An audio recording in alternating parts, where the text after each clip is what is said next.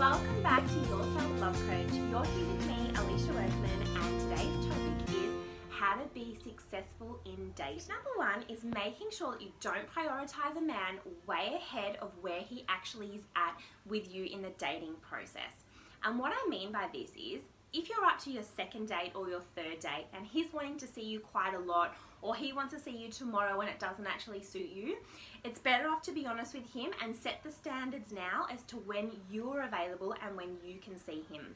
That doesn't mean that you can't be flexible, but if you always jump to the opportunity to see him and cancel everything else and change your routine around, this can come across to be a little bit desperate. And also too, we always find someone attractive that has other things going on in their life, and we have to fit within their life as well. So it's not just about making them the priority and putting them up here when we've only known them for a few weeks.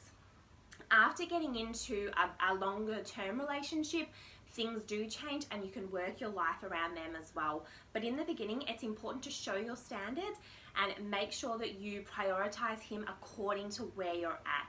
So if you are free on a Saturday afternoon, you can go out for a drink or go out for a nice dinner on a Saturday night if you are free. But if you're not free, let him know an alternate time that you're available to see him. Number two is feeling confident and full of self-love.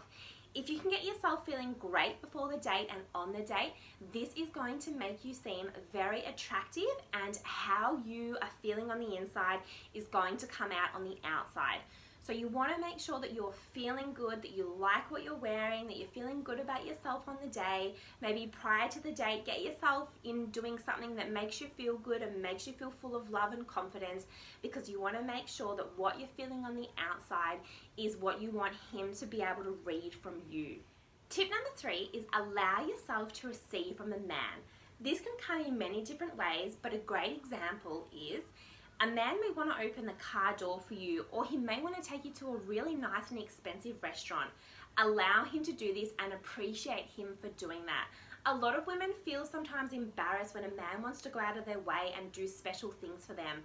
But from a man's perspective, he would much rather you appreciate and love what it is that he's organized and done for you, as opposed to trying to push back on the things that he actually wants to give you. So receive in a nice way and appreciate in a nice way. This is going to make him feel like he wants to keep on doing this for you and keep on giving to you, and it will make him feel successful in making you happy. Tip number four is to come into your body and out of your mind. When we're in our mind, we're in our masculine zone and we're trying to achieve. Whereas when we come into our body and we're taking note of the sensations and what's going on around us and our own feelings and the gut feeling that we're getting for the person in front of us, we are much more relaxed, and that is when we can allow him to connect with us. If you've got a masculine man in front of you, he will connect with that feminine, soft side of you, and that is the side that will make him most attracted to you. So from coming out of your mind and into the body, that is the best way to be able to do that. And in the moment, if you're noticing yourself getting distracted and thinking where this is going with him, just focus on your breathing and the things that you're enjoying about the date, and keep coming back to the present moment. And my last tip for today, tip number 5, is remember how men and women work and what makes us different. So when we go back to the hunter-gatherer days, the men were there to protect the women. And even though we're living in a much more modern world today, you do see a lot of women chasing a man and trying to get a man. But it's more attractive for a man if you sit back and allow him to come to you rather than you to chase him.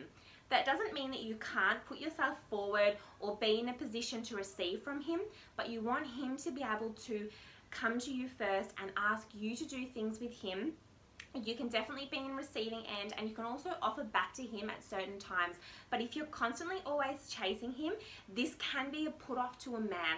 He wants to feel that he is becoming successful in chasing you, and when he does win you over, that is going to make him feel so good. Remember that we always value what we work harder for. So the harder that someone works for us, the more they're going to value us. This is something really important to remember throughout the whole dating process. Thank you so much for watching my video today. Best of luck with your dating. Please remember to subscribe and hit the notification bell to find out my new and latest videos that I'm going to share with you.